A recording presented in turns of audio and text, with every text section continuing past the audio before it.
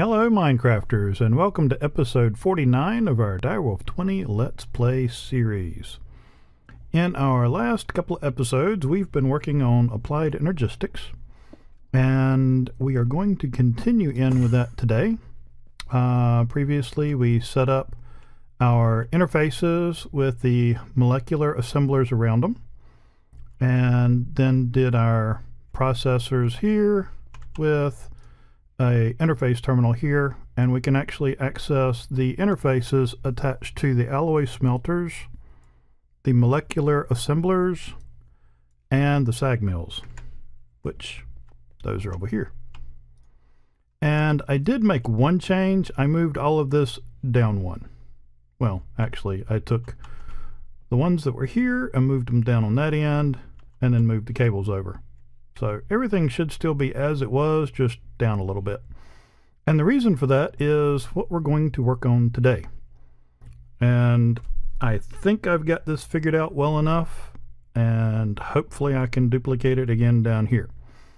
And it's actually one that I've seen a lot of people have issues with, and it's also one that I have seen done quite a few different ways. And that is going to be automating the inscribers. And one of the things is there are quite a few different ways you can do these.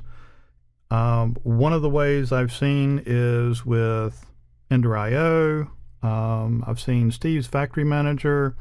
Quite a few different ways. But I'm going to see if we can't get this fully automated solely via applied energistics. So let's get started. And let's see.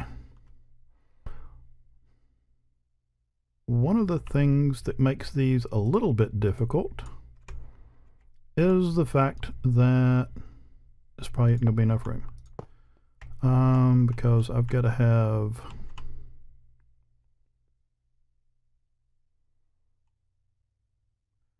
I know I do the interface on the back, the import on the inside. I can do the power from the bottom. I might be able to get this to fit. We shall see. Okay. And one of the things that makes this difficult is the fact that there are specific sides that you have to input from or export from. So it can be a little bit confusing. So I'll try and go slow. If I leave you behind on something, just pause, rewind, play it over and over till you figure it out. If I can figure it out. Unfortunately, I can't pause and rewind and play it over and over again. Well, until I'm done with it. Alright, so we've got an import bus. I've got 5 import buses. I have 2 export buses. And I have 5 ME interfaces. Now, one of the things that I used to get confused about is import-export. Always remember that the import and the export is based on the location of your computer system or your storage system. And what that means is you use the import bus to take out of something into your storage system. And export takes from your storage system out into something else. So what we want to do is we want to import from here the finished product in these 4. And this one up here, wow, throw up my puberty. This one up here, we're wanting to export to there and there. And we'll see what goes there in just a little bit. Now, this can get a little confusing because of channels. As we talked about the last week or last episode and the episode before that, we're working with channels in blocks of 8 and up to 32 from one side of our controller up there. So this, once done, will have 1, 2, 3, 4, 5, 6, 7, 8, 9, 10, 11, I think 12 channels. So we're going to have to pull in from different areas. We're going to have to cut on and cut off, and well, we'll get it figured out. So let's see. I know these 5 channels here are all going to be on the same. And I'm going to go ahead and use smart cable on these just to make it a little bit easier to keep up with what we're doing and what we've got going on. And I'm going to need one. Well, if I can get it to hit there. And let's see. So next I want to put on my interfaces, which will go there, there, there, and there, I believe. Pretty sure that's where they go. And this one will go on top.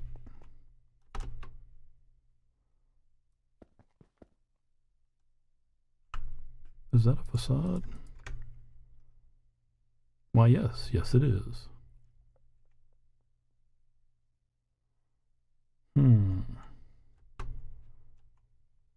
Well, I can fix that.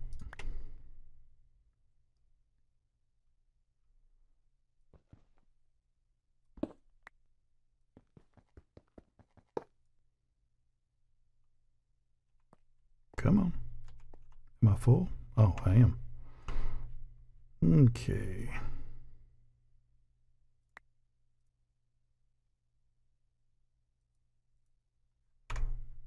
I'll pick that back up as soon as I place this.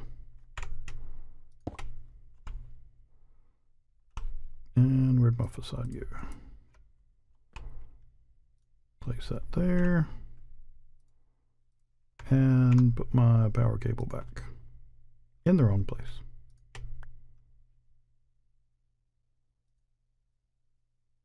Okay, that should be good.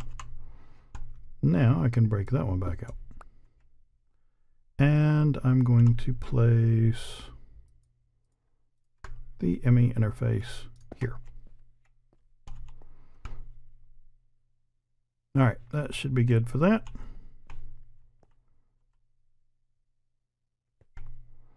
Now I'll go ahead and load these up. Okay, now first of all I think I've got all these lined up with each other. Calculation, inscriber.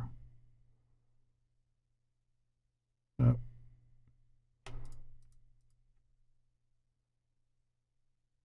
Calculation, calculation.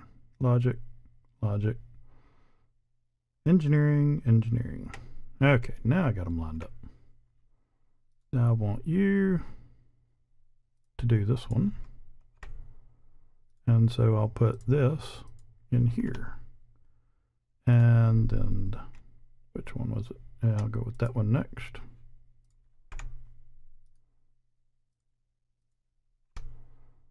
And then over here, which one uses a diamond? Okay, so I'll use this one. And this is really just a personal preference as to what order they're in. It doesn't really matter.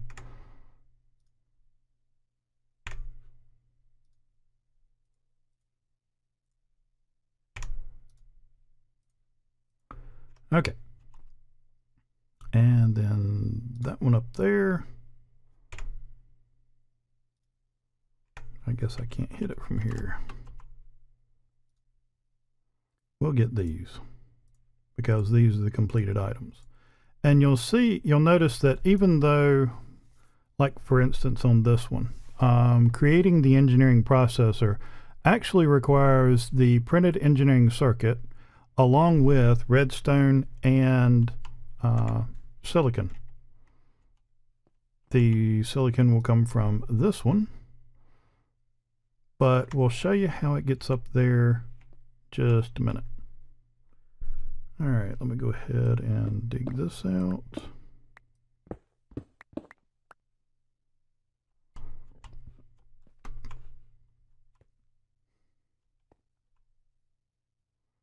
Well, let's see, I definitely need to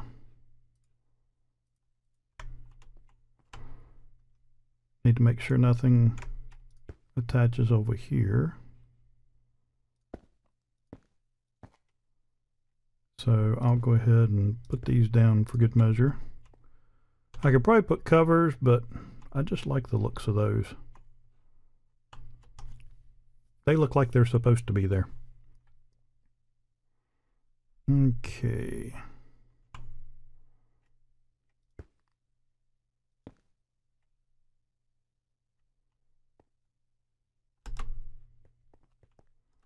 And I'll figure out a way to dress all this up once we've got it in. Oh shoot, that's right.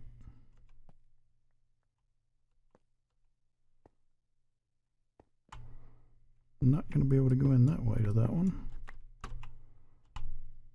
I'll just have to adjust the way I do my channels accordingly.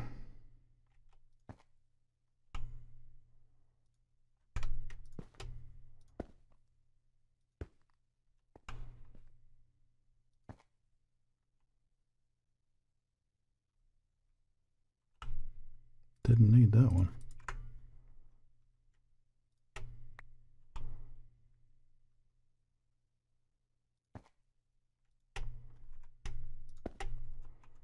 Okay, so what we should have is 5 here, and 1, 2,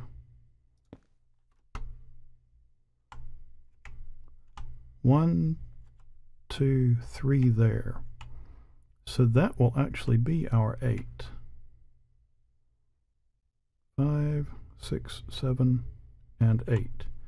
And I actually don't want that.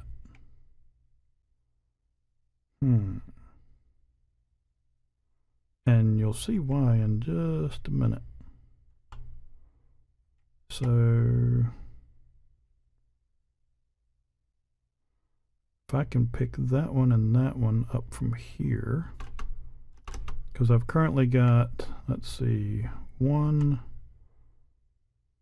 2, 3 over here, I believe. Yep.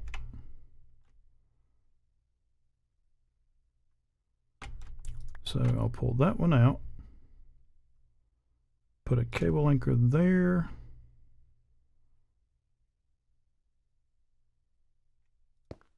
put that back, and I want to go across that way, and that'll pick up there.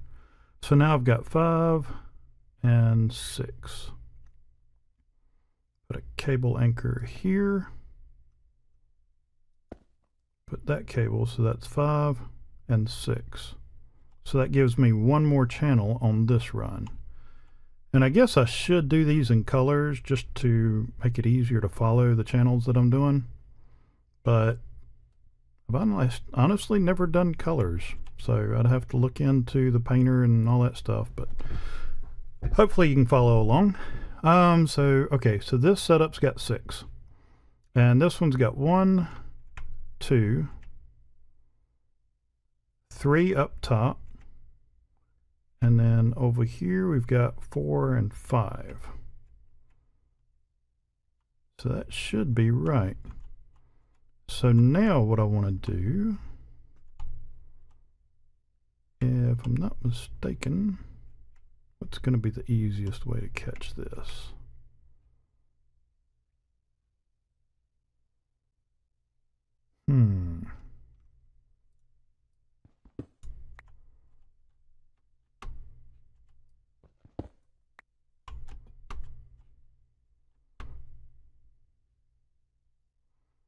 Let's see, I've already got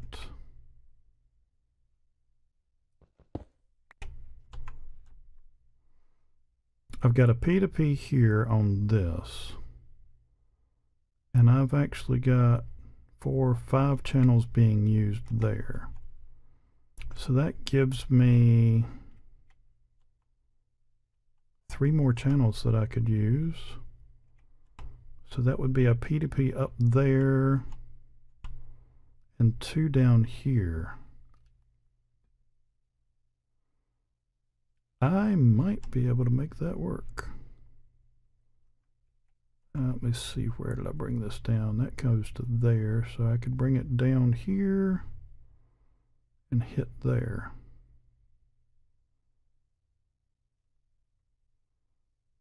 So if I put a dense cable there and a smart cable there, I do believe I can make this work.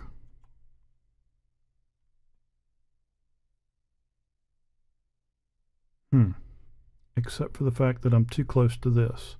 Because one of the disadvantages with the Ender IO is you can't do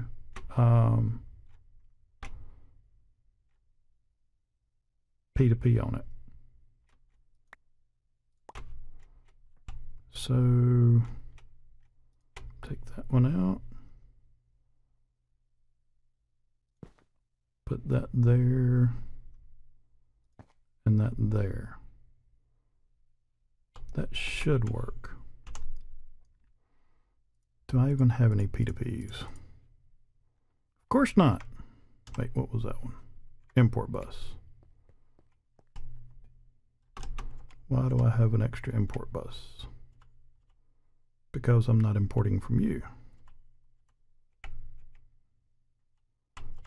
Ah, that goes there. Okay.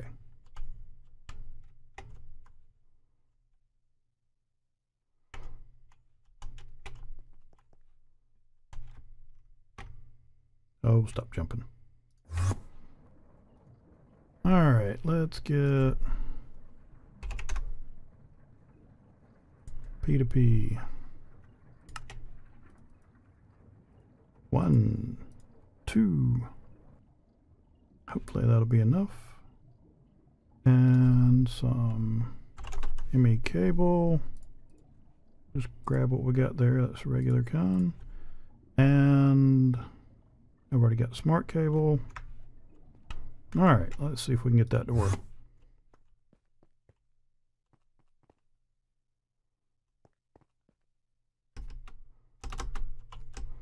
Let's start off up top side here.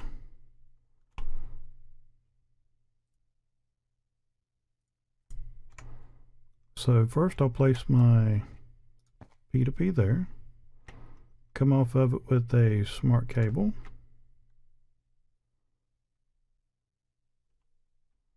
And that's tying, yep, that's right. So now I've still got 2 channels left. It's not touching here. It's because it's being spaced off there.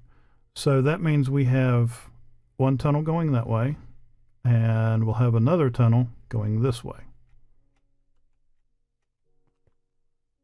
So next, what I want to do,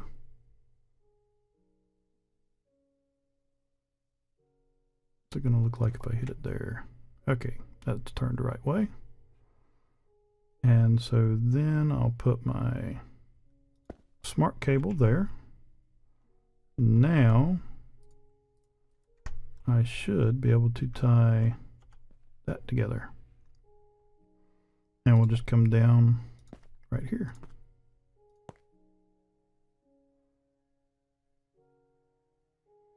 Okay, that shows 9 channels being used. Next up, we're going to get our little trusty card. Memory card, there you are.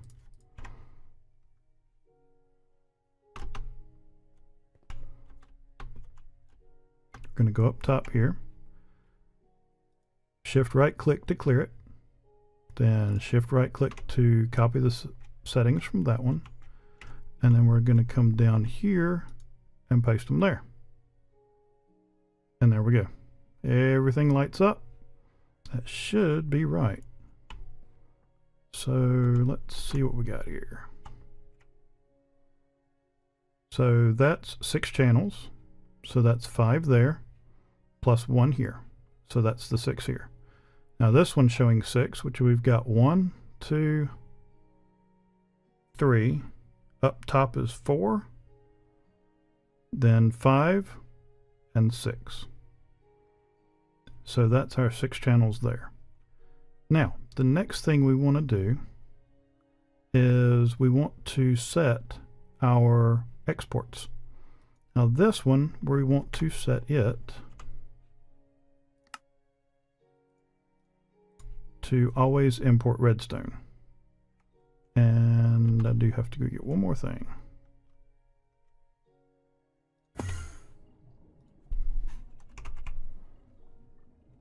And that is, I need one of these already made.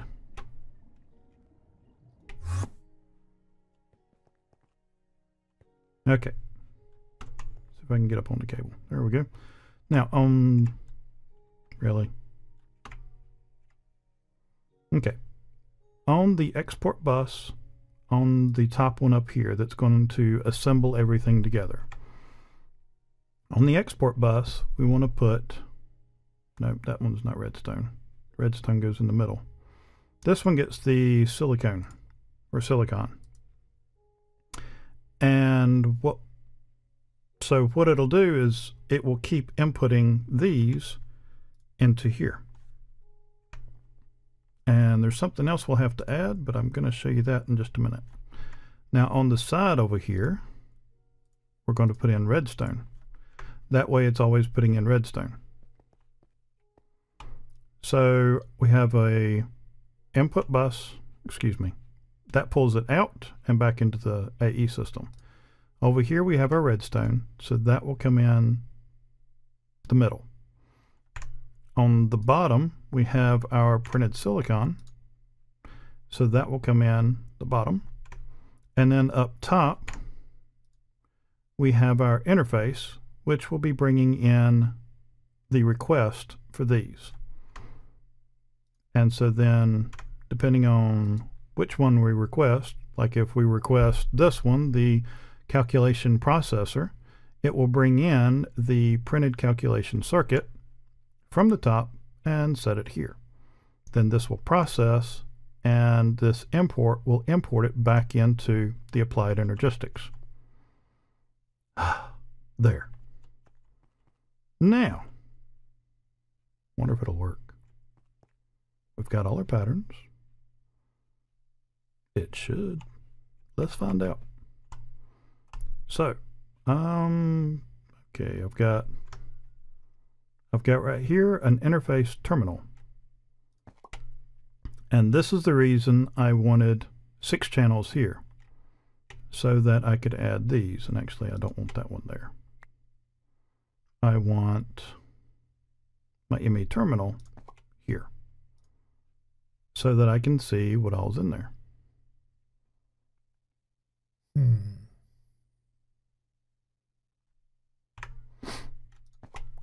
Am I hitting the wrong channel? Why is that there?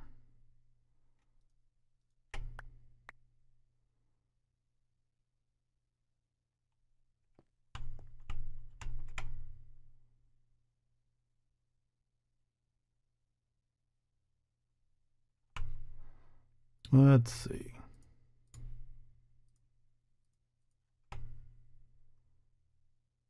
ME terminal.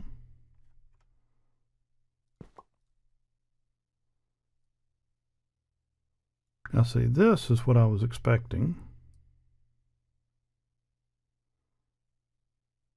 And I'll actually fix this later so we don't even see that. But I'm not sure why I'm seeing, well, okay, I'm not looking at, okay. I'm sitting here looking at this thinking, why am I seeing my patterns? But that's not. That's telling me that's what I have available to craft. So that is right. So now we should have our 8 channels used.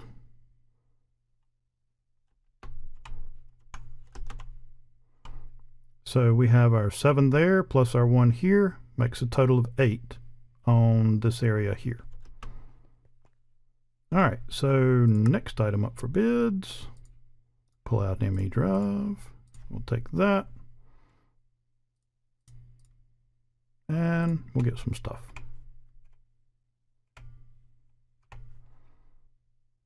We can take our drive, put it there, throw in the memory, and put in some stuff. I think that's it. I can throw in one of those. Now if you notice, that just disappeared. And the reason for that is this told it to go in here. And so it is, and we've also got Redstone in there because of this export bus telling Redstone to go in the middle. So, let's go ahead and craft up another silicon. Hit that and go. Which one was it? There we go. Now that's gone, and so it's now in our AE system. And let's craft up a printed calculation circuit. Tell it to go. That's over here. Now it crafts it up, it takes it out, puts it back in our AE system right here. And now we'll go to our calculation processor. Hit that one, start, and go here, and you'll see it's crafting this. We'll go here, it's crafting, it's done, automatically imports these, and we've got it completed. Now let's skip a few processes. We don't want to have to start from the very beginning. We'll hit this and tell it next. Now it's saying that it has this available and this to craft and this to craft. So we'll tell it to start. We'll go down here. It makes this. And then goes into the AE system and then goes up here. Crafted and done. Now, but here's where we can run into an issue. Let's do it again. It's got this available, it's got this to craft, and that to craft, just like the last time. Goes down here, makes this, sends it up here, but we're missing something. Now here's the other trick, and that is not that one, this one. We can put a crafting card in here, and what that's going to do is whenever this gets a call for this item, if it doesn't have one in inventory, it will send out a request to craft it. So I think that's over here. So without us doing anything else, just by putting that crafting card in there, it knew it needed it, so it automatically started crafting that, and it should craft another one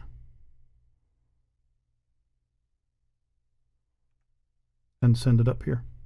And the reason for that is once this process was done and these two slots emptied, this had another call to export, or sorry, this had another call to export. So since this is trying to export into an empty slot, but it couldn't find one, it sent the request to craft one. And I usually go ahead and put one in my redstone one as well. Where did my put? There it is. And the reason for that is I will usually turn all of my redstone into blocks. And so that way I don't have to worry about, you know, if I'm out of redstone or if it's all in blocks, then it knows how to craft from blocks back to regular redstone. So that is that. Now, there are more things that we can do with this. And let's see, the best place to do this, we're going to go over here. And this is actually one of the reasons that instead of setting my molecular assemblers up like this, well, if I can get past the lag, instead of setting them up like this where I don't have physical access to the interface, I wanted to set them up like this, because each interface still has access to 3 molecular assemblers, but I can also open this up. And what I can do with that,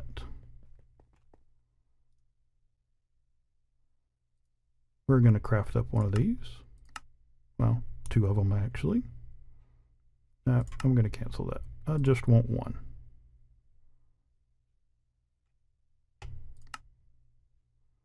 And start.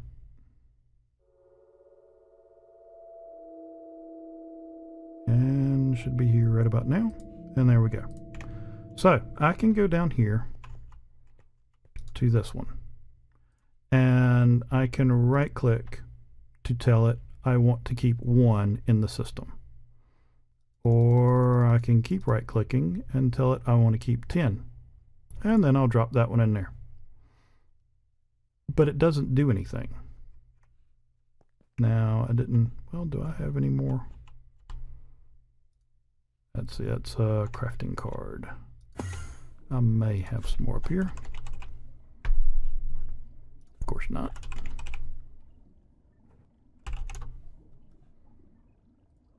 May as well go ahead and make a few more. May as well not have what I needed in here to do that.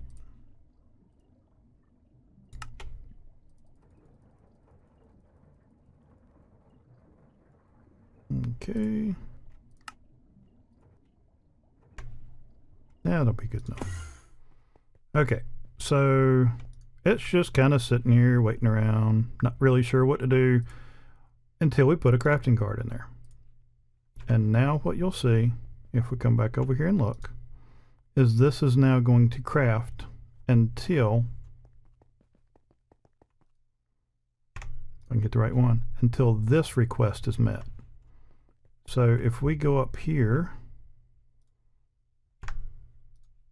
and click here, we'll see that there's 5 of these still stored and there's 5 more scheduled to be made. So now there's 4 scheduled to be made. So I'm betting there's 6 in here. Okay, there's 5. There's the 6th one. And it will keep this full as long as you have the materials to do it. And so that works out really well as far as keeping items that you use frequently. Whether it's something as simple as wooden chests or sticks, torches, whatever. You know, just keeping whatever you use frequently stacked up like that. That way they're always accessible. So now I've got 10 sitting here. So that means these 10 are ready to go if I make another processor, or if I just take one out. And if we wait a minute, you'll see this go down and this go up. Or you can watch here, and there it went. It's in the system, and there we go. So that shows this fully automated. And like I said, there are other ways that you can fully automate this, and it will use less channels, but I'm trying to show some things in applied energistics.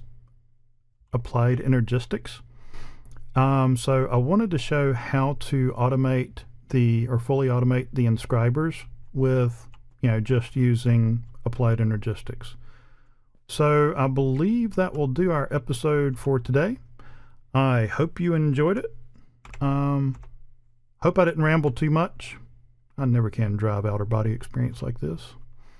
It's kind of shaping up pretty good. That doesn't look the best in the world, but I'll see if I can't dress that up with some facades. I do wish the facades would blend better with the textures. I already know it's not going to. It's going to block it out and leave outlines, but see if I can figure out something, and I may even change blocks that I'm using in here. One thing I did do off camera before making this room was, I'll go over there real quick. Oh, over here. Sort through all my teleporters here. Is a wand focus.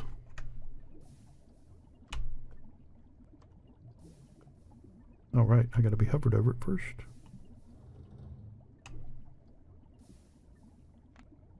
Well, I thought that was the right key.